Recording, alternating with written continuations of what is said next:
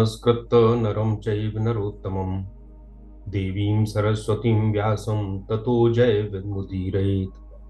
प्रपन्नपारिजाताय तोत्रवेत्रैकपाणिये ज्ञानमुद्राय कृष्णाय गीतामृतदुहे नमः।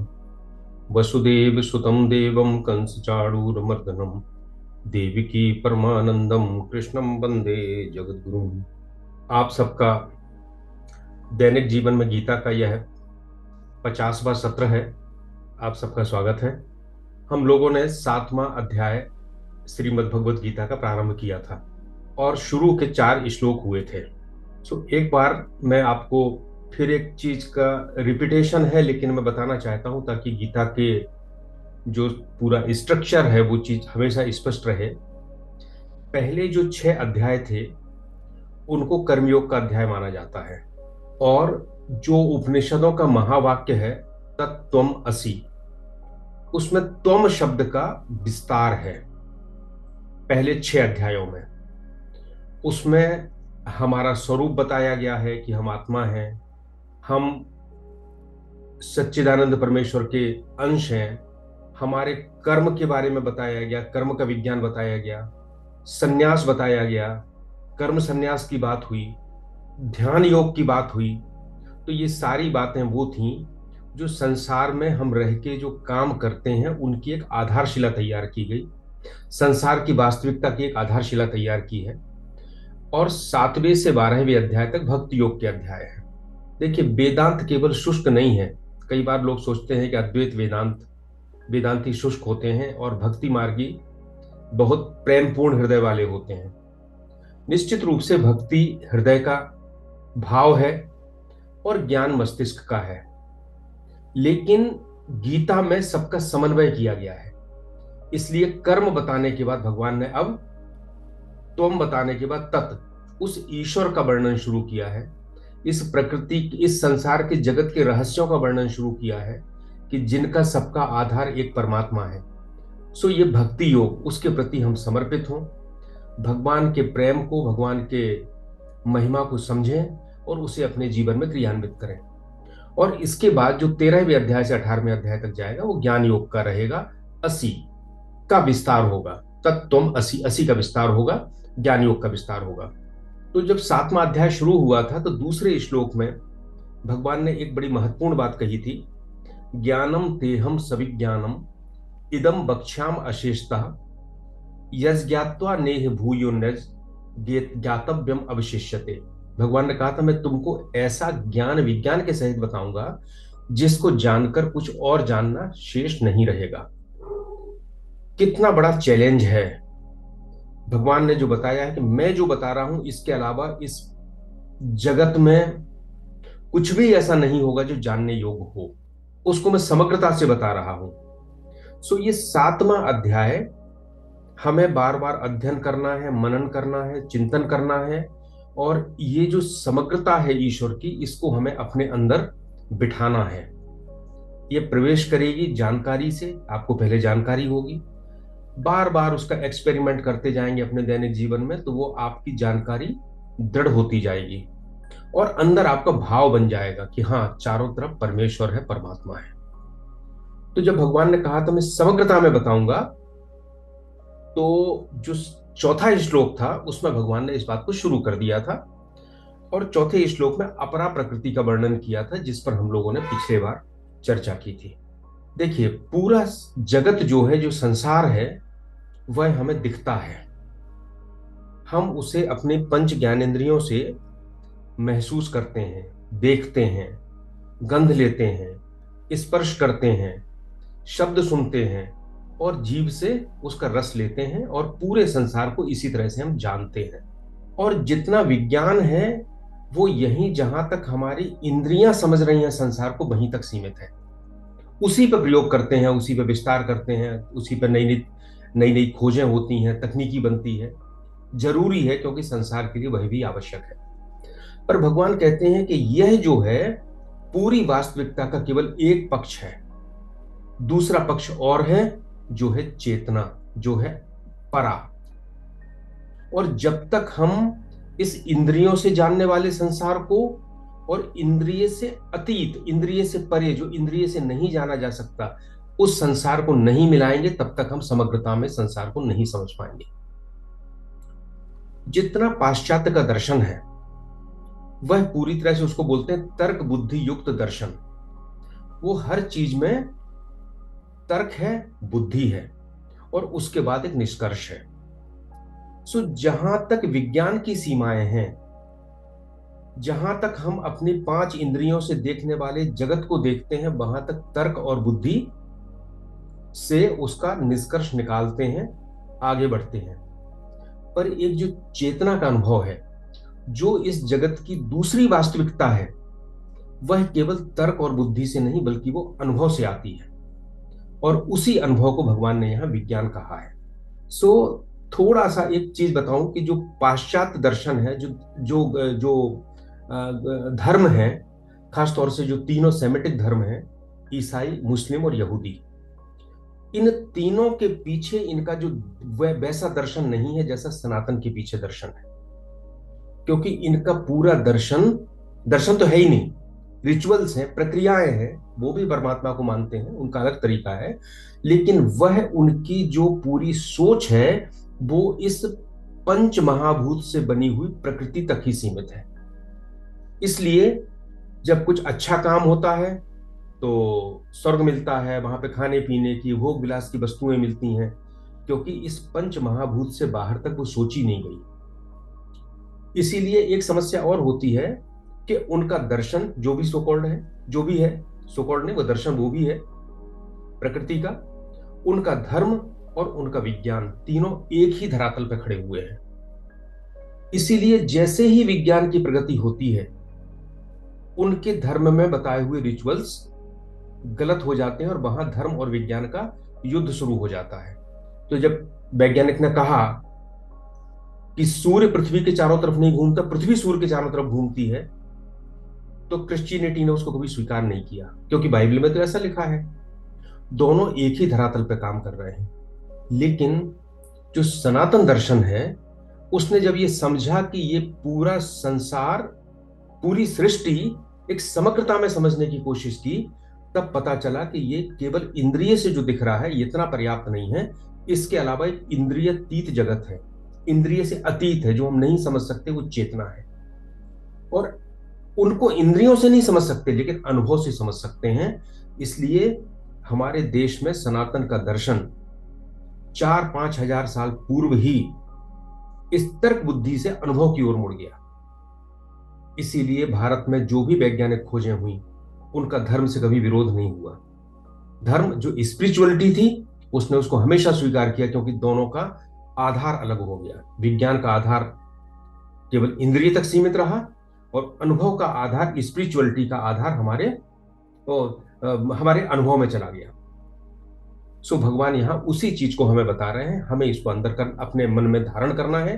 तो भगवान ने पहले कहा था कि भूमि रापो नलो वायु खम मनो बुधिरे विचो अहंकार इति यम में भिन्ना प्रकृतिर अष्टधा। उन्होंने कहा था मेरी अपरा प्रकृति 8 तरह की है, जिसमें 5 तो हो गए, आकाश, वायु, अग्नि, जल और पृथ्वी, क्योंकि यही 5 हैं जो हमारी इंद्रियों के द्वारा हमारे अनुभव में आते हैं। और 3 हो गए मन, बुद्धि और अहंकार। और भगवान ने कहा था कि ये सभी अपरा, अपरा का मतलब है जड़, जिसमें चेतना नहीं है, वह अपरा है। तो भगवान ने इनको अपरा बताया था, यानी हमारा मन भी बदलता है, बुद्धि भी बदलती है, अहंकार भी बदलता है, और ये 5 तत्व हैं, गंध है, रस है, शब्द हैं, ये भी निरंतर बदलते हैं, इनका कोई स्थायित्व तो नहीं है, यह सब अपरा प्रकृति है। और भगवान ने यह कहा था अहंकार इतियम में, यह मेरे हैं, यानी यह जो पूरा संसार है जिसको हम अपना मानते हैं, वह वास्तव में ना तो हमारा जगत पे कोई अधिकार है, ना हमारा जीवन पे कोई अधिकार है, वह हमसे परे है। इस वास्तविकता को भगवान हमें अनुभव करा रहे हैं कि जो अपरा प्रकृति है, इतियम में मेरी है, भिन्ना प्रकृति अष्टधा, इसको जो है 8 प्रकार विभाजित हुई है, और इस प्रकार हमें उसको समझाने का प्रयास किया। और इस पर हमने पिछले बार जब आपसे चर्चा की थी तो हमने चर्चा की थी। अब हम दूसरे अगले श्लोक पर आते हैं। एक तो अपरा हो गई, अब आते हैं परा प्रकृति पर। तो भगवान कहते हैं 7वें का अध्याय का 5वां श्लोक, अपरेयम इतस्त्वन्याम विद्धि प्रकृतिम विद्धि में पराम जीव भूताम महाबाहो ययेदम धार्यते जगत। भगवान कहते हैं कि यह जो अपरेयम, जो पहले बता चुके हैं अपरा प्रकृति, यह अपर है। अपर मतलब नीचे है।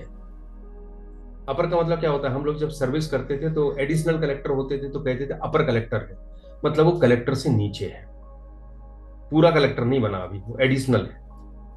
सो अपरा प्रकृति यानी परा प्रकृति के नीचे है। तो भगवान कहते हैं अपरेयम इतस्त्वन्याम प्रकृतिम विद्धि में पर विद्धि में परा, मेरी तुम परा प्रकृति को भी समझो जो इस अपरा से अलग है।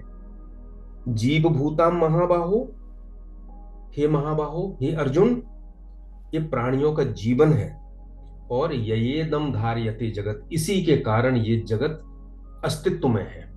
सो उस परा प्रकृति की बात भगवान कर रहे हैं। सो परा प्रकृति क्या है? ऐसा नहीं है कि परा प्रकृति हमें दिखती नहीं है, समझ में नहीं आती, अनुभव में नहीं आती, आती है, पर हम उसकी तरफ कभी ध्यान देने की जरूरत ही नहीं समझते। एक सोया हुआ व्यक्ति और एक मृत व्यक्ति, अगर गहरी नींद में सो रहा है व्यक्ति और एक मुर्दा पड़ा है बगल में, तो देख के बता दोगे, भले उसके सांस पे मत जाइएगा कि उसका सीना ऊपर नीचे चल रहा है, केवल चेहरा देख के बता दोगे ये सो रहा है, मुर्दा है। क्योंकि उसमें जो जीवित में जो एक चेतनता थी वो मुर्दे में खत्म हो गई। हमने कभी देखा, मान लीजिए एक रेलगाड़ी जा रही है, ट्रेन जा रही है, पटरी के ऊपर कोई कंकड़ रखा है, तो जब ट्रेन आने वाली होगी तो उसमें वाइब्रेशंस होंगे, लेकिन कंकड़ वैसे गिर जाए गिर जाए, अन्यथा कंकड़ कभी खुद प्रयास नहीं करेगा कि ट्रेन आ रही है मैं दब जाऊंगा, इससे हट जाऊं। पर अगर एक कीड़ा बैठा होगा तो वाइब्रेशन आते ही वो तत्काल वहां से अलग हो जाएगा। यह क्या है? यह चेतना है उसके अंदर। तो चेतना दिखती तो हमें हर जगह है, चेतना सारा कार्य कर रही है, पर हम इस पर ध्यान नहीं देते हैं। भगवान हमारा ध्यान इसी तत्व की ओर ले जाते हैं। तो अपरा प्रकृति की हम बात कर चुके, वह तो जड़ है, उसको समझना बड़ा आसान है। उसमें ना क्रिया है, उसमें ना कामना है, ना वो कुछ करती है, वो तो जड़ है, अक्रिय है। फिर परा प्रकृति क्या है?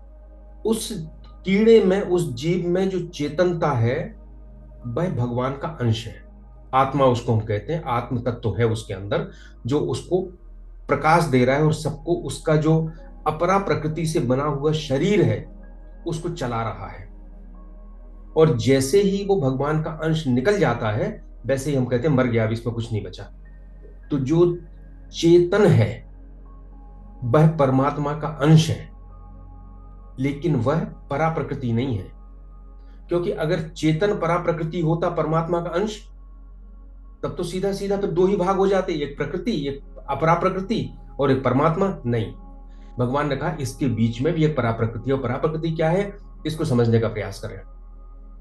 थोड़ा सा ये वेदांत का गहरा विषय है, आप लोगों को बार बार अध्ययन करना पड़ेगा, तब ये धीरे धीरे धीरे धीरे करके आपके मस्तिष्क में जाएगा।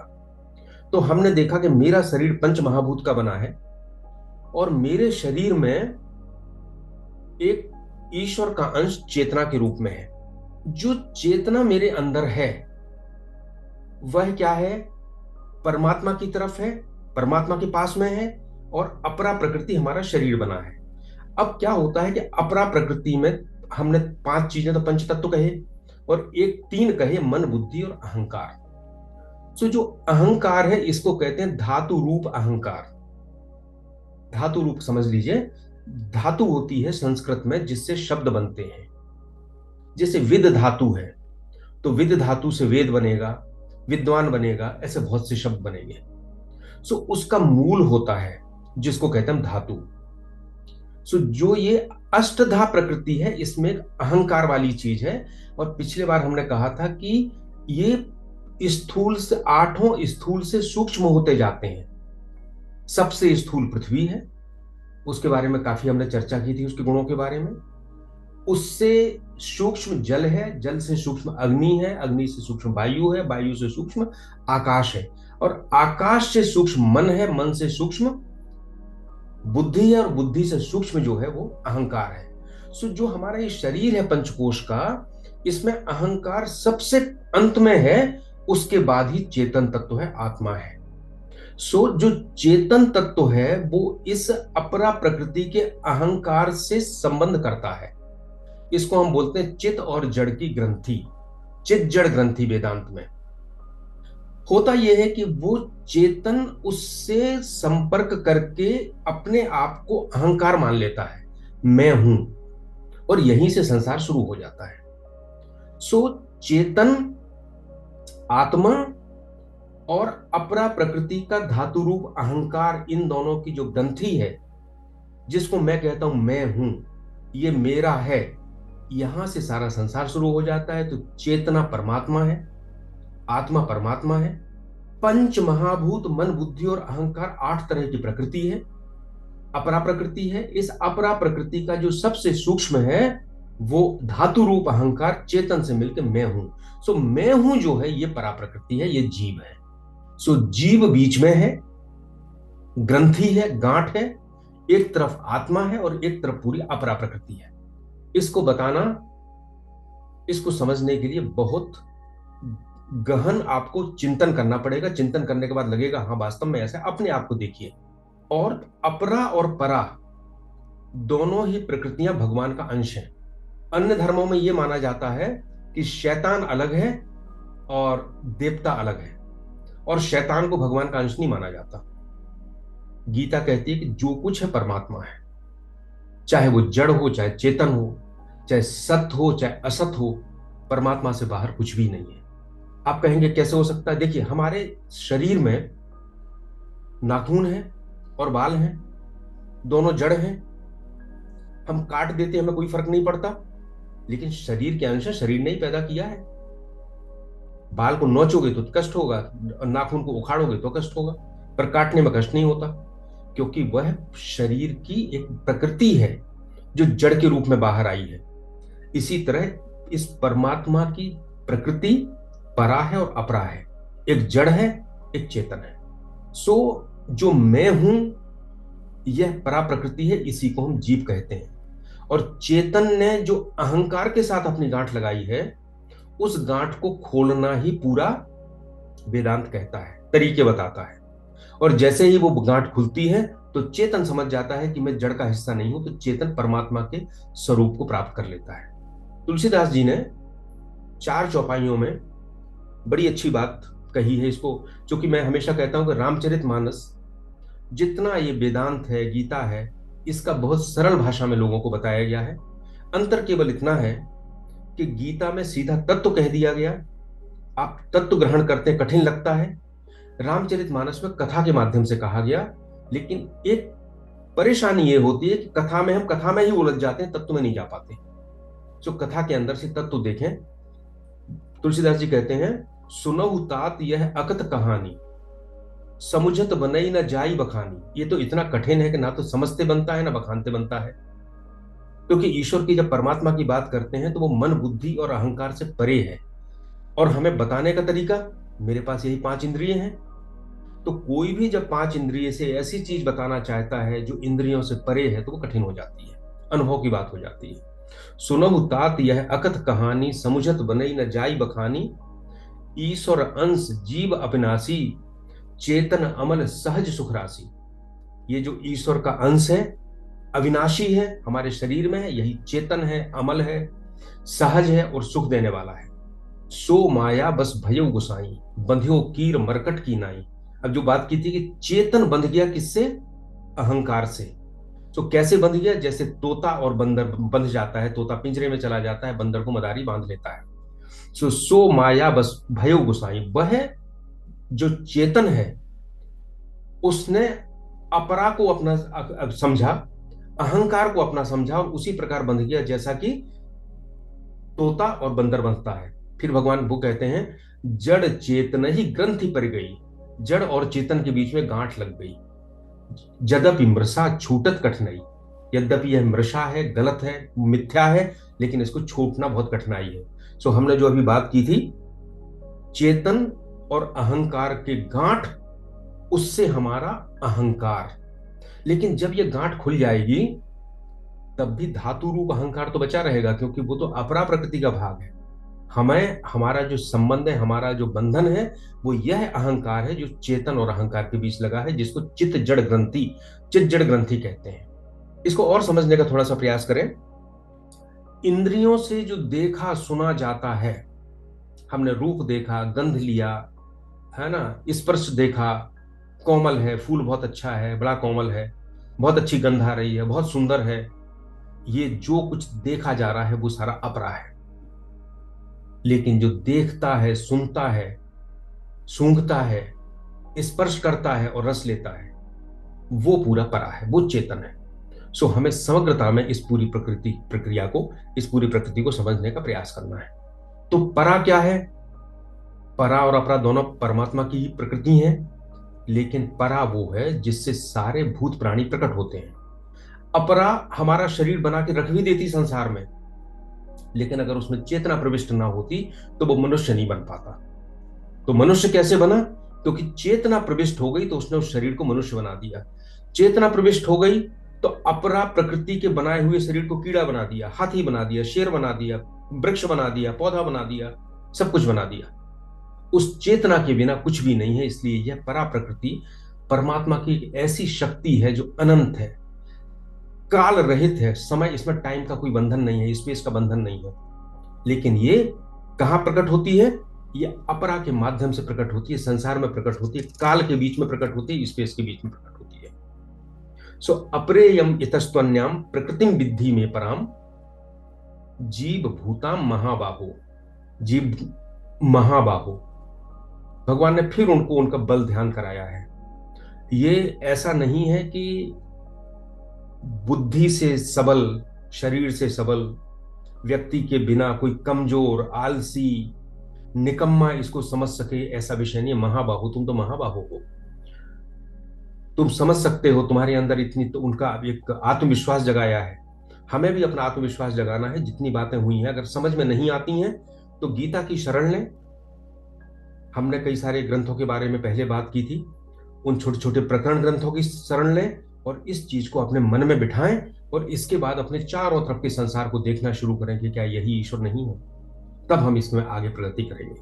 ये दम जीव भूता महाबाहु, अब आखिरी बचा है ये दम धार्यते जगत, जिसके द्वारा यह संसार थमा हुआ है। कितना महत्वपूर्ण है।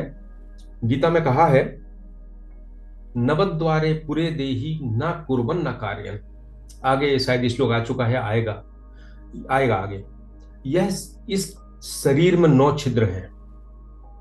आप देख लीजिए, 2 आंख है, 2 नाक है, 2 कान है, एक मुंह है, एक गुदा है और एक योनि या लिंग है। 9 छिद्र है। लेकिन इसके बाद भी जो चेतना है वह अंदर है। प्राण तो वायु है, प्राण क्यों नहीं निकल जाते इतने सारे छिद्रों में से? निकल जाए, प्राण निकल जाएंगे, हम मर जाएंगे। प्राण क्या है? प्राण भी अपरा प्रकृति का अंश है, लेकिन वो ऊर्जा है, चेतन ऊर्जा है। जैसे बिजली अचेतन ऊर्जा है, वैसे वो चेतन ऊर्जा है। तो क्यों नहीं निकल जाता? इसलिए नहीं निकल जाता क्योंकि एक चेतना ने उसको धारण कर रखा है, इसलिए ये शरीर चल रहा है। या ये दम धार्यते जगत। तो जितना जगत है वो पूरा निरंतर परिवर्तित हो रहा है। जगत को बोलते हैं गच्छति इति जगत। जो जाता है वो जगत है। जितना हम देखते हैं वो कुछ भी स्थायी नहीं है। हर क्षण जगत बदल रहा है। कली फूल बन रही है, फूल से बीज बन रहा है, बीज जमीन में जा रहा है, नष्ट हो रहा है। एक क्षण भी ऐसा नहीं है जब प्रकृति नहीं बदल रही हो। हमारे शरीर में हजारों करोड़ सेल्स हैं, हर क्षण हमारे सेल बदल रहे हैं। वैज्ञानिक कहते हैं कि 12 साल पहले मेरा जो शरीर था उसमें से 100% सेल 12 साल के अंदर बदल जाते हैं। एक बदलता है, दूसरा आता है, दूसरा बदलता है, फिर बदलता है, तीसरा आता है। 12 साल के अंदर पूरा शरीर नया हो जाता है, नए सेल हो जाते हैं, उनका प्रतिरूप बन जाता है। सो ये जो संसार है इसको हम अभी तक जगत के रूप में देख रहे हैं, यानी उसको हम सत्य मान के चल रहे हैं। भगवान कहते हैं उसको अब जगत की जगह भगवत रूप में देखो, भगवान के रूप में देखो। अभी हमने जो संसार नष्ट हो रहा है उस संसार को भी अभाव रूप में न देख के भाव रूप में देखना समझा है। और जन्म जन्म के हमारे आदत के कारण उसी तरह देख रहे हैं। अभी तक हमने अपरा प्रकृति का आश्रय लिया है, उसी की आसक्ति की है, उसी को अपना माना है। अब ये भगवान कहते हैं लेकिन ध्यान रखो, ये जगत जिसको तुम अपना मान के धारण कर रहे हो, ये तुम्हारे कारण धारण नहीं हुआ है, तो अपरा के कारण धारण नहीं हुआ है, ये भगवान के कारण धारण हुआ है। सो अभी हमने जो संसार को भाव रूप माना था और भगवान की तरफ ध्यान नहीं था, अब भगवान कहते हैं कि इसको भगवान के रूप में मानो। और आप देखेंगे कि अपरा प्रकृति आपसे चिपकती नहीं है, आपसे संबंध नहीं करती। चिपकता तो हमारा जीव है उससे। जैसे धन है, और धन को किसी को देना चाहो तो क्या धन चिपक जाएगा? नहीं चिपकेगा। पैसा है, चला जाएगा, जिसको दोगे वहां चला जाएगा, फेंक दोगे चला जाएगा, खर्च कर दोगे खर्च हो जाएगा, वो नहीं चिपकता। लेकिन हमारा जो लोभ है, हमारा जो जीव है, जिसने उसको अपना मान लिया, वो उससे चिपक जाता है। इसलिए जाने पर दुखी होता है, आने पर खुश होता है, किसी को देना नहीं चाहता, सब अपने पास समेट के रखना चाहता है। सो अपरा प्रकृति कोई संबंध नहीं करती है, उसमें ना चेतना है, ना उसमें कामना है। ये सारी चीजें जो परा प्रकृति है, जो जीव है, जिस चेतन ने अहंकार के साथ अपना संबंध स्थापित कर लिया है, वो करता है। तो हम जगत को, संसार को भोग रूप में ना देखें, भगवान के रूप में देखें। जब हम कहते हैं, जब गांधी जी कहते हैं कि हम इस संसार के ट्रस्टी हैं, हमें जैसा मिला उससे अच्छा छोड़ के जाना है, उस पे हमारा उतना ही अधिकार है जितना हमारे लिए आवश्यक है। उपनिषद कहते हैं तेन त्यक्तोन त्यक्तेन भुंजीता, इस संसार को त्याग करते हुए भोगो। ये अलग दृष्टि है। लेकिन हम कहते हैं हम क्यों करें ऐसा? हमें तो बहुत आनंद आ रहा है, हम अभी भोग रहे हैं पूरा, ये तो हम प्रकृति को नष्ट भी कर देंगे, अपने अपने पक्ष में जो जितना शोषण हो सकेगा उतना करेंगे, हम क्यों करें? तो जब हम केवल उपदेश देते हैं तो लोगों के मन में बात नहीं बैठती है, इसीलिए हम दर्शन का आधार देते हैं। जब हमें पता चलता है कि तैन त्यक्तैन भुंजी था, इस जगत का उपयोग ट्रस्टी के रूप में करने से, इस जगत का भोग त्याग रूप में करने से हम उस परमात्मा के असली रूप को पहचानते हैं, जगत समाप्त होता है, हमें परम शांति प्राप्त होती है। तो हम बड़े स्वार्थी हैं। अभी तक जो शांति प्राप्त हो रही थी, उससे बड़ी शांति अगर हमें मिलेगी तो हम तत्काल इस दिशा में चले जाएंगे। सो ये पूरा दर्शन वो हमारा आधार तैयार करता है। और आधार तैयार ना हो तो आप केवल प्रवचन देते रहिए कि तुम त्याग कर दो, तुम लोगों से अच्छा व्यवहार करो, नहीं करेगा कोई। या तो उसका खुद की प्रकृति ऐसी होगी, जन्म जन्मांतर की साधना होगी, और अन्यथा उसको हमें ज्ञान का आधार देना पड़ेगा। उसी तरह का आधार भगवान ने यहां हमको प्रदान किया है।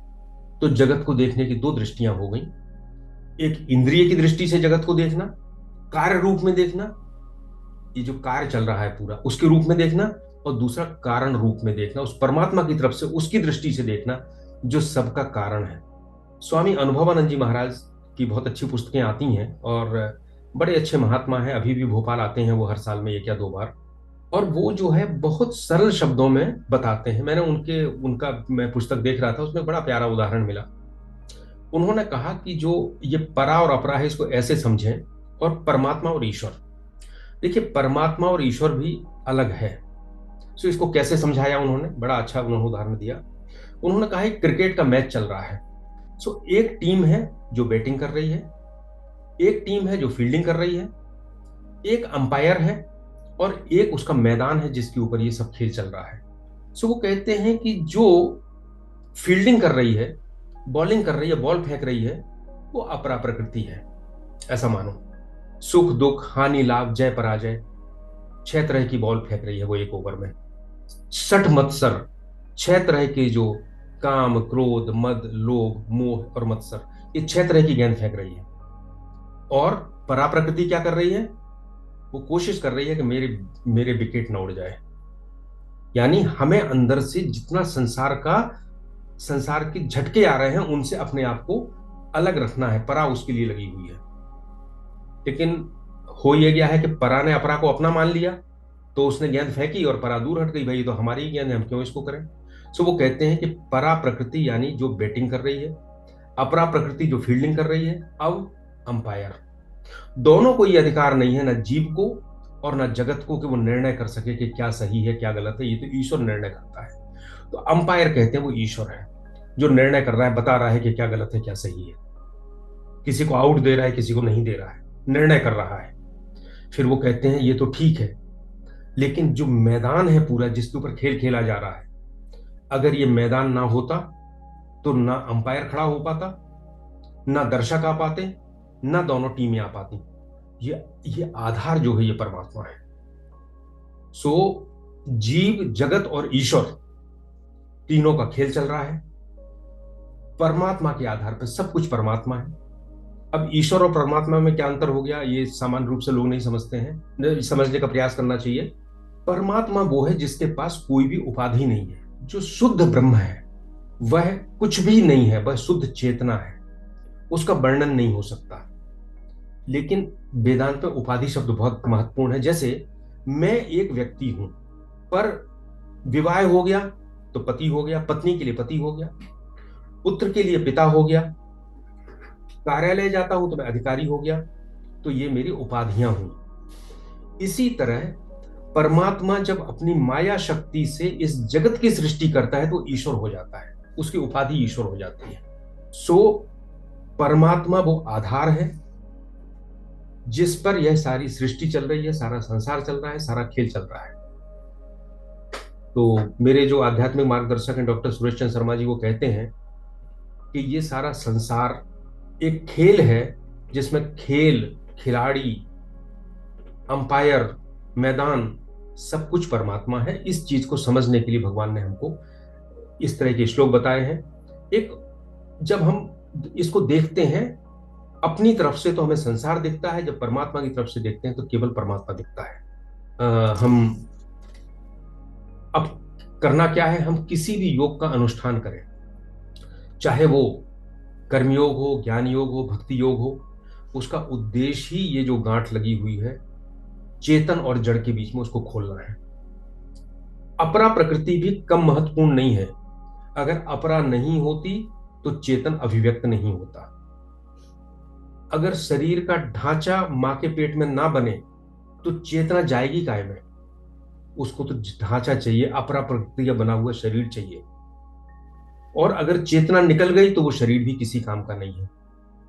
सो जितना मेडिकल साइंस है वो सोरा अपरा के बने हुए शरीर पर कार्य करता है, पंच तत्वों से बने हुए शरीर पर कार्य करता है, और उसको इस तरह रखता है कि इसमें चेतना के निवास करने की स्थितियां बनी रहें। इसीलिए अच्छा अच्छा विज्ञान आया, शरीर अच्छा हुआ तो हमारी उम्र लंबी हो गई। जब देश स्वतंत्र हुआ था तो 35 साल उम्र थी, औसत उम्र। आज 68 से 70 के बीच में हो गई है, क्योंकि हमने इस व्यवस्था को विज्ञान के द्वारा जीवन की रहने की परिस्थितियां को ठीक कर लिया। सो वेदांत का क्रम विकास भी यही है कि सबसे पहले कुछ भी नहीं था। जब इस सृष्टि का उद्भव हुआ, जिसको हम कहते हैं बिग बैंग, एक विस्फोट हुआ और पूरी सृष्टि उदय हुई, तो क्या था? कुछ नहीं था उस समय। उसी समय बल पैदा हुए, कण पैदा हुए, कण आपस में मिले, कार्बन पार्टिकल पैदा हुआ, संसार आगे बढ़ा। और जब उस अपरा प्रकृति ने ऐसी व्यवस्था कर दी कि उसमें चेतना आ सके तो चेतना प्रकट हो गई। तो अमीबा बन गया, चेतना प्रकट हो गई, कोशिकाएं बन गई, चेतना प्रकट हो गई। और फिर उस अपरा प्रकृति ने क्रम विकास के तहत शरीर बनाना शुरू किया, और धीरे धीरे करके हम मानव के स्तर तक आ गए जिसके पास बुद्धि और विवेक। सो चेतना का जो प्रकटीकरण है वो बुद्धि के रूप में ही है, इंटेलिजेंस के रूप में भी है। और हम जहां तक पहुंच गए मानव में, ये तो हमको अपने आप मिल गया। अब इससे आगे जाने के लिए हमारा जो ये शरीर है इसका हमें शुद्धिकरण करना है। शुद्धिकरण कैसे करना है? वो ये साधनाएं हैं। उसी को श्री अरविंद कहते हैं कि शरीर में से ही परमात्मा अभिव्यक्त होगा। तो परमात्मा तो सब जगह अभिव्यक्त हो रहा है। देखिए परमात्मा हर जगह है, पत्थर में भी है, कण कण में है, पत्थर में भी है, वृक्ष में भी है। लेकिन जब अपरा प्रकृति का ढांचा इस तरह का हो जाता है कि वो चेतना को अभिव्यक्त करे तो वो जीवन आ जाता है उसमें। सो करोड़ों वर्ष पहले पृथ्वी पर कुछ भी नहीं था, ना पौधा था, ना कुछ नहीं था। मतलब 1500 करोड़ वर्ष पहले जब 1600 करोड़ वर्ष पहले जब ये बनी, पर धीरे धीरे विकास होता गया, अपरा शरीर बनाती गई और चेतना प्रकट होती गई। और आज हम जो हैं वो उस क्रम विकास के एक स्टेज पे हैं, और एक व्यवस्था है जहां हम इससे ऊपर जा सकते हैं। ऊपर कैसे जाएंगे? इस ढांचे को, इसके अंदर जो चित्त और जड़ की ग्रंथि है, अगर उस ग्रंथि को समझ लें, हम उस स्तर पर पहुंच गए हैं। उसको शुद्ध कर सकें, मन को, अपनी बुद्धि को, अपनी आत्म, अपने अंतर मन को शुद्ध कर सकें, तो हमारे अंदर से चेतना का प्रकटीकरण बढ़ेगा। जैसे अमीबा से आज तक बढ़ा है, हम, ये हमारे हाथ में है कि इसके ऊपर हम कहां तक जाएं। सो ये हमारे हाथ में है कि हम इसको यहीं विराम दे दें या हम आगे जाएं। और आगे जाएंगे तो जो चीजें हम आज ग्रहण कर रहे हैं, ये सूक्ष्म, अगर हमें मंजिल मिल गई तो ठीक है, नहीं तो अगले जन्म में उसी स्तर से यात्रा प्रारंभ होगी। उस जीव की यात्रा उसी चेतना के स्तर से प्रारंभ होगी जो अभी वो प्राप्त कर लेगा। तो इसको अपरा और परा में एक बात और कहूंगा, फिर मैं खत्म करूंगा। सारा विज्ञान जो क्लासिकल भौतिकी थी, शास्त्रीय भौतिकी विज्ञान था, वो पूरी तरह से चेतना को नहीं मानता था। वह पूरी तरह से था, न्यूटन ने कहा कि जितना बल लगाओगे, जितनी क्रिया होगी, उसकी प्रतिक्रिया होगी। किसी ने प्रकाश की गति देखी तो उसने कहा इतनी गति से चलता है। तो उसके मन में वही बात थी, जैसे कोई साइकिल चलती है उसी तरह उसकी भी गति देख ली। उसके अंदर चेतना का कोई अस्तित्व नहीं था, और चेतना को वैज्ञानिकों ने कभी नहीं माना, आज भी नहीं मानते हैं, लेकिन अब विचार करने लगे हैं। डॉक्टर भी आखिर कहता है कि भाई अब हमने सब कुछ कर लिया, मुझे नहीं पता क्या कारण है, क्यों, अब तो चला गया, अब ये मर गया, लेकिन मर के कहां चला गया ये नहीं बता पाएंगे। सो पहले पूरी क्लासिकल भौतिकी जो थी वो केवल पदार्थ को मानती थी, उसके अलावा चेतना की कोई बात ही नहीं थी, केवल अपरा प्रकृति को मानती थी, परा की बात ही नहीं थी। लेकिन आप अगर आधुनिक भौतिकी की किताबें पढ़ेंगे, फिजिक्स की किताबें पढ़ेंगे, तो क्वांटम फिजिक्स जब से आई और उन्होंने ये देखा कि जैसे ही हम पदार्थ के टुकड़े टुकड़े टुकड़े टुकड़े करके चले जाते हैं और हम कहते हैं फंडामेंटल पार्टिकल की हमें खोज करना है, तो जब नीचे जाते हैं तो फंडामेंटल पार्टिकल जैसा कुछ नहीं मिलता। हमारा वेदांत पहले ही कहता है कि यह संसार किसी कण से नहीं बना, अगर पदार्थ से बना होता तब तो पूरा अपरा होता, लेकिन अपरा भी ईश्वर का भाग है, ईश्वर ही अपरा में परिवर्तित हुआ है, तो फंडामेंटल पार्टिकल नहीं मिलता, बल्कि नीचे जाने पर जो सबसे सूक्ष्म कण मिलता है वह वेव भी होता है और पार्टिकल भी होता है। उसमें दोनों के तरह के गुणधर्म होते हैं, दोनों की तरह की प्रॉपर्टीज होती हैं। और आप इस तरह की पुस्तकें पढ़ेंगे तो आपको पता चलेगा, इस पर बहुत शोध हो रहा है कि जब वो सबसे छोटा पार्टिकल को जब कोई ऑब्जर्वेशन करना शुरू करता है कोई वैज्ञानिक, तो उसकी प्रॉपर्टी बदल जाती है। यानी वो ये समझ जाता है कि कोई और चेतना मुझे देख रही है, मेरा ऑब्जर्वेशन कर रही है। और जैसे ही साइंटिस्ट उस ऑब्जर्वेशन से अलग होता है, केवल उपकरण होते हैं, तो उसकी प्रॉपर्टीज अलग हो जाती है। तो वैज्ञानिक कहते हैं कि अभी तो इस लेवल पे पहुंचे हैं कि दोनों चेतनाएं आपस में, उसके अंदर भी एक चेतना है जो सबसे छोटा पार्टिकल दिया है, और वो दूसरी चेतना को समझ जाता है। आगे चल के ऐसी स्थिति भी आएगी कि जो वैज्ञानिक है उसकी प्रकृति क्या है, उसके गुण क्या है, उसको भी वो समझता है, हम अभी समझ नहीं पाए हैं, तो उसकी प्रकृति से भी वो प्रभावित होगा।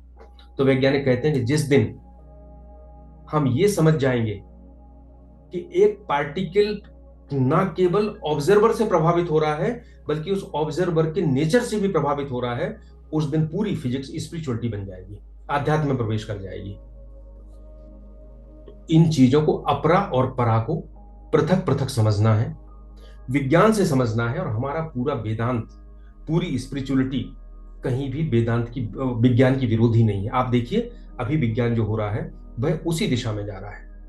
हमें एक चीज और ध्यान रखना है, हमें इस अंधभक्ति में भी नहीं पड़ना है कि सब कुछ है, लेकिन आप समझो तो तब ना, नहीं तो हम तो गाते घूमते हैं चारों तरफ कि हम तो विश्व गुरु है, हमने ये कर लिया वो कर लिया। अरे भाई विश्व गुरु कैसे हैं वो तो समझो, आप समझो कि समग्रता में कैसे है।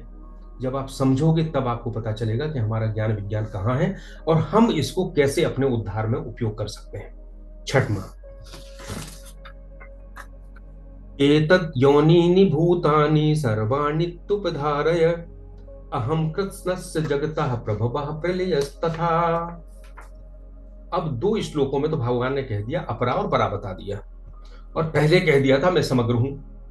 अब भगवान कहते हैं एतद योनिनि भूतानि। योनि मतलब उत्पत्ति का स्थान। सभी भूत प्राणियों के यह उत्पत्ति का स्थान है, ऐसा तू उपधार है, समझ। और संपूर्ण जगत का उद्गम मैं हूं, ईश्वर है, परमात्मा है। और संपूर्ण जगत का प्रलय भी परमात्मा है। सो हमने पहले बात की थी कि ब्रह्मांड में जो कुछ भी है वह केवल अपरा और परा प्रकृति का योग है, इसके अलावा कुछ नहीं है। और संपूर्ण प्राणी इन दोनों के संयोग से ही बनते हैं। जैसे बल्ब है और करंट है, जब दोनों होंगे तो प्रकाश हो जाएगा। इसी तरह जब अपरा का शरीर है और चेतना है तो जीव पैदा हो जाएगा। तो अपरा में से परा अभिव्यक्त होता है। ये जो दोहरी प्रकृति है, भगवान कहते हैं यही सभी प्रकार के प्राणियों का उद्गम है, योनि है। हम अपरा को तो विज्ञान के माध्यम से करते हैं, जानते हैं, अपनी इंद्रियों के माध्यम से जानते हैं। पर जो परा है, जो चेतना है, उसको हम अनुभव के माध्यम से जानते हैं।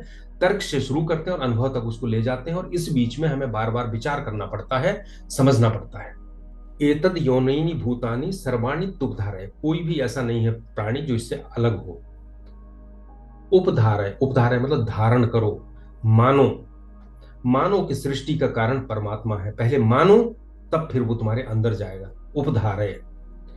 अहम कृत्स्नस्य जगता प्रभवा प्रलयस्तथा। मैं संपूर्ण जगत का प्रलय हूं और उद्गम हूं। तो प्रभवा और प्रलय, प्रलय, प्रभवा प्रलय।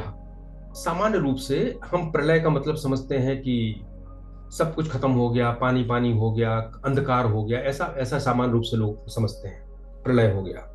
लेकिन देखिए, ये संसार बदल रहा है और दृष्टि का फर्क है। एक उदाहरण लीजिए इसको समझने के लिए।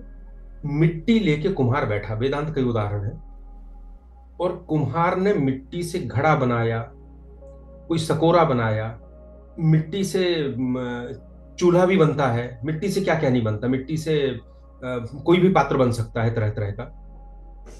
तो जिस कुम्हार ने बनाया वो उसका निमित्त है, इसको कहते हैं निमित्त कारण। वो कारण है जिसने वो कार्य किया है। और मिट्टी जो है उसको बोलते हैं उपादान। ये वेदांत का शब्द है, संस्कृत का शब्द है। उपादान मतलब जिससे वो बना है, जिस मिट्टी से। सो मिट्टी उपादान है और कुम्हार जो है वो निमित्त है। अब संसार देखिए, अब यहां क्या हुआ, कुम्हार अलग है, मिट्टी अलग है और घड़ा अलग है। और जितने सेमेटिक धर्म है वो इसी तरह से संसार की सृष्टि को मानते हैं कि उनका ईश्वर, उनका अल्लाह, गॉड कहीं बैठा है, उसने किसी चीज से ये पूरा संसार बनाया है। सो कुम्हार अलग है, घड़ा अलग है और मिट्टी अलग है जिससे बना है। पर वेदांत कहता है कि नहीं, वह ईश्वर ही अपने आप को, उसने उपादान भी बनाया है और निमित्त भी बनाया है। ईश्वर ही मिट्टी बन गया है, ईश्वर ही कुम्हार बन गया है। जब ईश्वर ही मिट्टी है और ईश्वर ही कुम्हार है तो जो बना है वो भी ईश्वर है। अब एक दृष्टि से देखिए, जब हम घड़े की दृष्टि से देखते हैं, अगर हम घड़ा होते तो हमको दीपक अलग दिखता, घड़ा अलग दिखता, मिट्टी का चूल्हा अलग दिखता, सकोरा अलग दिखता। पर हम मिट्टी की दृष्टि से देखेंगे तो सब कुछ मिट्टी दिखेगा। बस यही वेदांत कहता है कि अभी तक तुम इन सब चीजों को संसार की दृष्टि से देखते रहे, तुम अपने शरीर की दृष्टि से देखते रहे, तो चूंकि तुम्हारा शरीर दूसरे से अलग है इसलिए तुमने सबको अलग माना। अब उस चेतना की दृष्टि से देखो, उस परमात्मा की दृष्टि से देखो, तो समझ में आएगा कि जो मिट्टी से घड़ा बना है, जब घड़ा टूटेगा तो मिट्टी हो जाएगा। तो परमात्मा से जो संसार बना है, प्रभुवाह, क्योंकि परमात्मा ने कोई अलग से मिट्टी नहीं लाया, परमात्मा खुद मिट्टी बन गया। और जब समाप्त होगा तो परमात्मा में लीन हो जाएगा, तो प्रलय।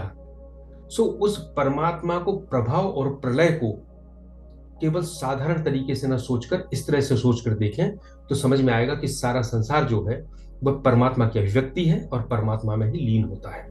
अब एक और है, हम भाषा की दृष्टि से यह कह देते हैं कि परमात्मा ने बनाया, लेकिन परमात्मा तो कुछ करता ही नहीं, वो तो ब्रह्म है, निर्गुण है, अनित्य है, निर्विकार है। वो तो बनाता भी नहीं, ये भी नहीं है कि वो कुम्हार जैसा बैठ के बनाए। फिर क्या हुआ? अब यहां भाषा की बड़ी कठिनाई आती है, क्योंकि भाषा तो इसके अलावा कुछ जानती नहीं। भाषा तो पूरी तरह से सांसारिक है, पंचतत्व वाली है। तो एक बड़ा अच्छा उदाहरण देते हैं, इंग्लिश में इसको कहते हैं कि भगवान जो है, वेदांत कहता है यह संसार ईश्वर का प्रोजेक्शन है, प्रलंबन है। यानी ईश्वर इसमें व्यक्त हुआ है, बैठ के बनाने जैसा काम नहीं करता, व्यक्त हो गया है। उसने संकल्प किया और व्यक्त हो गया। उदाहरण देते हैं वेदांत में कि मकड़ी है, मकड़ी अपने मुंह से लार निकालती है जो जो जम के जाला बन जाता है। तो आपने कहीं मकड़ी देखी हो तो मकड़ी अपने जाले पे चलती है, नई लार निकालती है और उससे नया जाला बनाती जाती है और उसके बीच में खुद बैठ जाती है। तो वो जाला भी मकड़ी के अंदर से निकला। इसी तरह ये संसार का जो ताना बाना है, जो जाला है, वो पूरा इस ईश्वर का प्रोजेक्शन है। परमात्मा का, ईश्वर नहीं कहना चाहिए, परमात्मा, परमात्मा का प्रोजेक्शन है। और उसके बीच में जो बैठा हुआ है वो परमात्मा का वो भाग है, वो पहलू है जो इसको हम ईश्वर कहते हैं। सो तीन बातें अभी तक हमने सीखी। ये तीन श्लोक बहुत महत्वपूर्ण है जिससे आपकी पूरी आधारशिला बनेगी। पहली बात हमने सीखी थी कि अपरा प्रकृति 8 तरह की है। अपरा प्रकृति इतियम में भगवान की है, हमारे लिए भोग करने के लिए नहीं है। हम इसके ट्रस्टी हैं। क्यों हैं उसके बारे में हमने बहुत चिंतन किया। ये पूरी प्रकृति अनेक है, इसमें एकता नहीं है। एक फूल भी दूसरे फूल से बराबर नहीं है, एक सा नहीं है। गंध भी दूसरे से बराबर नहीं है। दो आम रखो तो आप कहोगे कि हाँ ये दोनों आम है, इसमें आम का स्वाद है, लेकिन एक ही वृक्ष के, एक ही डाली के दो आमों के स्वाद में भी अंतर होगा ही होगा, एक सा नहीं हो सकता। एक पत्ती कभी दो तरह की एक सी नहीं हो सकती, किसी घास की पत्ती भी दो तरह की एक सी नहीं हो सकती है। सो ये अपरा की बात हुई। दूसरा जो उससे प्रकट हो रहा है वह परा है, वह चेतन है और दोनों का नियंत्रक ईश्वर है। और जिस पर यह काम चल रहा है वो परमात्मा है। और जो जड़ और चेतन की जो ग्रंथि लग गई है, उस ग्रंथि को खोलना ही पूरे वेदांत का उद्देश्य है, गीता का उद्देश्य है। अगला श्लोक है। अब भगवान ने ये सब बता दिया, अब भगवान अपना महत्व बता रहे हैं। 7वां श्लोक 7वें अध्याय का। मत्तः परतरम नान्यत् किंचित अस्ति धनंजय, मयि सर्वम इदं प्रोक्तम सूत्रे मणिकणा इव। मुझसे अधिक श्रेष्ठ और कुछ भी नहीं है धनंजय। मत्तः परतरम, मेरे से श्रेष्ठ। परतर मतलब इस सुपरलेटिव डिग्री हो गई। पर इसको कहेंगे हम पर है, परतर है और परतरम है, सुपरलेटिव हो गई, इससे ऊपर कुछ भी नहीं है। मयि सर्वम इदम प्रोक्तम, सब कुछ मेरे में गुथा हुआ है। जैसे सूत्रे मणिगणा एव, जैसे एक धागे में मोती गुथ के एक माला बनाते हैं। नान्यत किंचित धनंजय, नान्यत किंचित अस्ति धनंजय, इसके अलावा कोई नहीं है। तो इसे जानकर जानना समाप्त हो जाता है, यह संपूर्ण ज्ञान है। अगर हमको किसी कार्य के पीछे के कारण का ज्ञान हो जाए तो कार्य समझ में आ जाता है। सो अगर हमें इस संसार जिसके कारण है वो कारण है परमात्मा, और परमात्मा का कोई कारण नहीं है, उसको कहते हैं वेदांत में मूल कारण। उसके पीछे कोई कारण नहीं है। पिता के कारण पुत्र होता है, ईश्वर के कारण संसार है, पर ईश्वर का कोई परमात्मा का कोई पिता नहीं है। तो जैसे ही हम उसको जान जाते हैं हमारा कार्य समाप्त हो जाता है, उसके अलावा कुछ भी नहीं है। नान्यत किंचित धनंजय। तो जैसे हमने दृष्टि परिवर्तन की बात कही थी, घड़े में और मिट्टी में, इसी को सोच लीजिए, एक और सोच लीजिए, एक समुद्र है, समुद्र में लहर उठ रही है। तो जब हम लहर को देखते हैं वो समुद्र का प्रोजेक्शन है, तो लहरें अलग अलग हैं, लेकिन आखिर समुद्र तो एक है, जल तत्व है। सो लहरें अलग अलग दिखने के बाद भी एक समुद्र है, और समुद्र के अंदर जल तत्व है, और उसको समझ लिया तो हमें लहर को समझने की आवश्यकता नहीं है। नान्यत नान्यत किंचित अस्ति धनंजय, इसके अलावा कुछ भी नहीं है। सो ईश्वर को समझ लिया तो जगत को अपने आप उसकी स्थिति हमारे ध्यान में आ जाती है, हम समझ जाते हैं, हमारी दृष्टि का परिवर्तन हो जाता है। अब बड़ी महत्वपूर्ण बात है, हम जो पूजा करते हैं, सनातन धर्म की विशेषता है कि जब हमने सब कुछ परमात्मा को माना तो हम सब कुछ की पूजा कर सकते हैं। हर किसी में परमात्मा है, तो हम पत्थर की भी पूजा करते हैं परमात्मा मान के, नदी की भी पूजा करते हैं, वृक्ष की भी पूजा करते हैं, सांप की भी पूजा कर लेते हैं, गाय की भी पूजा कर लेते हैं, और किसी इंसान के ऊपर हमारी आस्था हो जाती है तो हम उसकी भी पूजा करना शुरू कर देते हैं कि ये भी भगवान है। तो हम अपने जब ये समझते हैं तो हम ये नहीं कह सकते कि हम पूजा घर से निकल गए तो अब पूजा कैसे करें। दूसरे धर्मों में पूजा का एक समय है, इस समय करोगे, इतने बार करोगे, इस जगह जाओगे, मस्जिद में जाओगे, चर्च में जाओगे, वहां जाके करोगे, या फला जगह इस प्रक्रिया से करोगे। पर जब नान्यद किंचित अस्ति धनंजय, जब कुछ भी उसके अलावा नहीं है तो हर जगह पूजा है। और इन्हीं चीजों को समझाने के लिए, हर चीज को हम पूजा की नजर से देख सकते हैं, इसी चीज को समझाने के लिए पुराणों में छोटी छोटी कथाएं हैं। प्रहलाद की कथा है, जब भगवान का आह्वान किया तो खंबे से नरसिंह भगवान प्रकट हो गए। खंबे में हम ये बताना चाहते हैं लोगों को इन कथाओं के माध्यम से कि उस खंबे के अंदर भी चेतना है, उसके अंदर भी परमात्मा है। तो हमारी पूजा की प्रक्रिया किसी स्थान विशेष तक सीमित नहीं है। और इसलिए जो भी व्यक्ति जिस तरह से परमात्मा की पूजा कर रहा है, चाहे वह पत्थर में पूज रहा है, वृक्ष में पूज रहा है, सर्प में पूज रहा है, गाय में पूज रहा है, हम सबको सम्मान देते हैं, क्योंकि हाँ, वो वही है। इसीलिए हिंदू धर्म सहिष्णु है, इसीलिए हम समन्वयी हैं। ये समन्वय और सहिष्णुता हमारी कमजोरी नहीं है, ये हमारी ताकत है। और यही समन्वय और सहिष्णुता है जिसके कारण जितने आक्रांता आए, उन्होंने मिस्र में, मेसोपोटामिया में, फारस में, सब जगह उसके स्थानीय धर्म को खत्म कर दिया। ईसाइयों ने लोकल खत्म कर दिए, मुसलमानों ने लोकल धर्म वहां भी खत्म कर दिए।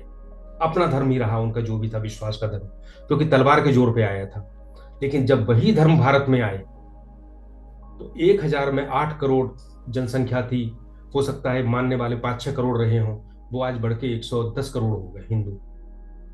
इसलिए हो गए क्योंकि हमारा अंदर जो ये भाव है, हमने सूफियों में परिवर्तित कर दिया, हमने ईसाइयों में रहस्यमयी संतों को प्रकट कर दिया, क्योंकि हमारे साथ उनका संयोजन हुआ। लेकिन हम नहीं बदले, क्योंकि ये सहिष्णुता और समन्वय हमारी कमजोरी नहीं है, ये हमारी ताकत है।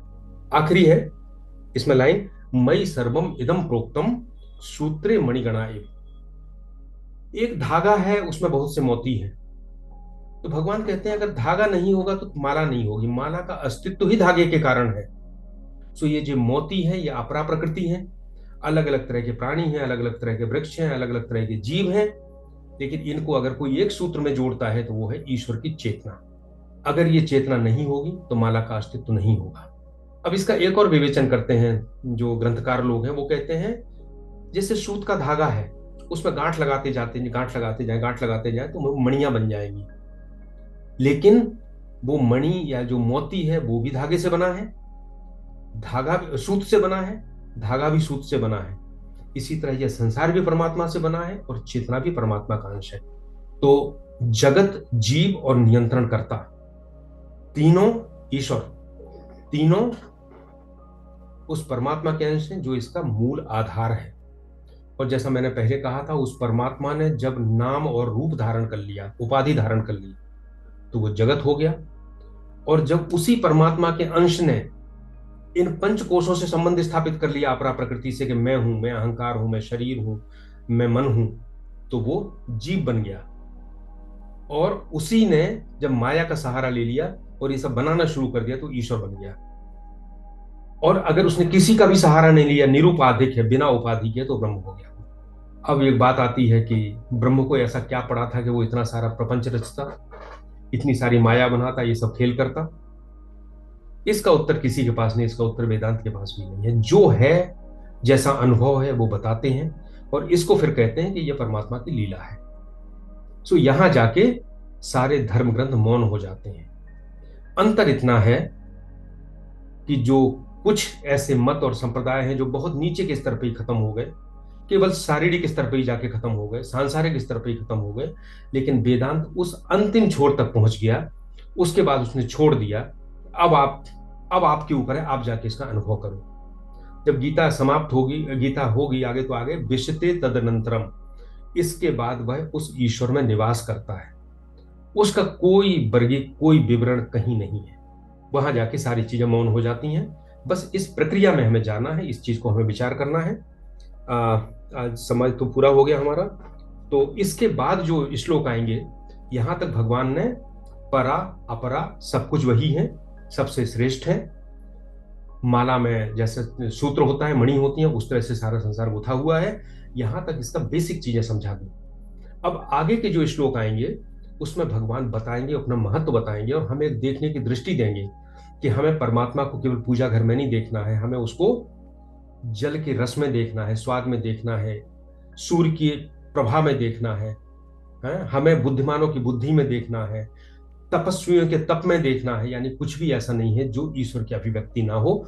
ये बहुत सुंदर श्लोक है जो 8वें श्लोक से शुरू होंगे और लगभग 5-6 श्लोक तक चलेंगे, और इसके बाद फिर अगला प्रकरण शुरू होगा। और उन सबको हमें मन में धारण करके जब हम घर से बाहर निकलते हैं, तो जब भी याद आ जाए, जरूरी नहीं कि हमेशा 24 घंटे याद रहें, अभी नहीं कर पाएंगे। रामकृष्ण जी, स्वामी रामकृष्ण परमहंस कहते हैं कि जैसे हम सारे संसार के काम करते हैं, पर अगर दांत में दर्द होता है तो बीच बीच में दर्द याद आता रहता है। इसी तरह सारे काम करते करते बीच बीच में हमें इस संसार में परमात्मा के दर्शन जब भी याद आ जाए करना है। धीरे धीरे ये हमारी प्रवृत्ति में आ जाएगा और हमारे अंदर स्थायी होता जाएगा। आज बस इतना ही। इति श्री कृष्ण अर्पणमस्तु। सर नमस्ते। नमस्ते सर मैं सीता चतुर्वेदी पन्ना से। हाँ हाँ, बोलिए। नमस्कार। अरे सर आज तो बहुत ही गूढ़ तत्व पे विवेचन था सर। अपरा और परा बिल्कुल बहुत ही कठिन, कुछ समझ ही नहीं आया आज तो। हाँ नहीं नहीं, बहुत ही आप चिंता नहीं करें। आप केवल इतना करें जी कि गीता का निरंतर पाठ करें। जी बहुत से लोगों की व्याख्याएं हैं, उनको पढ़ें, महात्माओं की। और जी कुछ प्रकरण ग्रंथ पढ़ें। देखो, पहले जी ये बात आई है ना कि समझते नहीं बनता और बताते नहीं बनता। जी जब बिल्कुल। हम बड़ा लाभ चाहते हैं तो बड़ा प्रयत्न करना पड़ेगा। हमारे जितना हम अभी चर्चा कर रहे हैं, इसका उद्देश्य भी केवल आपको कुछ बताना नहीं है। इसका उद्देश्य केवल इतना है कि गीता के प्रति आपका आपका एक लगाव, एक जिज्ञासा पैदा हो। जिज्ञासा पैदा होगी तो गीता में आप अंदर प्रवेश करते जाएंगे। तो हम लोग तो केवल द्वार दिखा सकते हैं, दिखा यानी इशारा करने का काम हम लोग सब लोगों का है। और हम तो ये सब इसलिए करते हैं कि इससे हमारा चिंतन मनन होता है और मेरा उद्धार होता है, और हर व्यक्ति का उद्देश्य यही होना चाहिए। तो मेहनत करें। बड़ी चीज चाहिए तो बड़ी मेहनत करना पड़ेगी, बड़ा समर्पण करना पड़ेगा। अभी जब पुरुषार्थ की बात आएगी आगे, तो फिर देखेंगे हम लोग कि भगवान ने पुरुषार्थ को अपना स्वरूप बताया है। तो जब तक हम वेदांत में पुरुषार्थ नहीं करेंगे, आध्यात्म में पुरुषार्थ नहीं करेंगे, तो आध्यात्म कैसे आएगा? ये मुफ्त की चीज नहीं है कि मुफ्त में मिल जाए किसी को। तो पुरुषार्थ करना पड़ेगा, आपको मेहनत करना पड़ेगी। करिए, भगवान की कृपा होती है तो सारी चीजें फिर स्पष्ट होना शुरू हो जाती हैं। जी सर बहुत सुंदर विवेचन रहा सर। आप सभी को सादर प्रणाम। बहुत ही अच्छा लगा, बहुत अच्छा sir. Thank you sir. Sir प्रारंभिक अध्ययन के तौर पे हम जो श्रीमद् भगवत गीता का अध्ययन करना चाह रहे थे सर, तो इसको सबसे प्रारंभिक तौर पे समझने के लिए मूल रूप से क्या पढ़ना पड़ेगा, और साथ में कौन कौन सी ग्रंथ या किताब उसके साथ पढ़ सकते हैं जो उचित व्याख्या है इसकी हम धारण कर सकें? देखिए, मेरा कहना यह है कि सबसे पहले अगर हम अपना उद्देश्य समझना बना लेंगे, तो हमने अपने मस्तिष्क को बीच में ला दिया और इसलिए हम उलझ जाएंगे। समझना अपने आप होगा। पहले आप श्रद्धा करें और गीता के मूल गीता का पाठ शुरू कर दें, और बिल्कुल चिंता नहीं करें कि समझ में आ रहा है कि नहीं आ रहा। जब समझ में नहीं आएगा, तो अगर हमने समझने को अपना उद्देश्य बना लिया, तो हम 2-4 दिन गीता का पाठ करके अलग हो जाएंगे। तो पहले तो हम श्रद्धा भक्ति से मूल जो गीता है, जो 700 श्लोक हैं, उनका पाठ करें, उन श्लोकों से प्रार्थना करें, पहला। दूसरा चरण यह है कि इसमें जो शब्द हैं, आत्मा है, ब्रह्म है, जीव है, जगत है, इन सब की परिभाषाएं प्रकरण ग्रंथों में दी गई हैं। मैं लगातार इस पर लेख लिख रहा हूं गीता के ऊपर। तो अगर आप हमारे ब्लॉग पर जाएंगे तो उसमें बीच बीच में प्रकरण ग्रंथों के नाम दिए गए हैं। 5 प्रकरण ग्रंथ हैं जो आज शंकराचार्य जी महाराज ने लिखे हैं, आदि शंकराचार्य जी ने। जी तत्वबोध है, आत्मबोध है, मणि रत्नमाला है, भज गोविंदम है, और एक अपरोक्षानुभूति है। पतले पतले 20-20, 25-25 पेज के ग्रंथ हैं, 40-50 श्लोक हैं। इनको पढ़ेंगे तो आपको ये पारिभाषिक शब्द स्पष्ट होंगे, तो समझना आएगा। सो पहला मूल गीता का पाठ करना, पारिभाषिक शब्द समझना। जी तीसरा होता है फिर छोटी छोटी व्याख्याएं पढ़ना शुरू करना।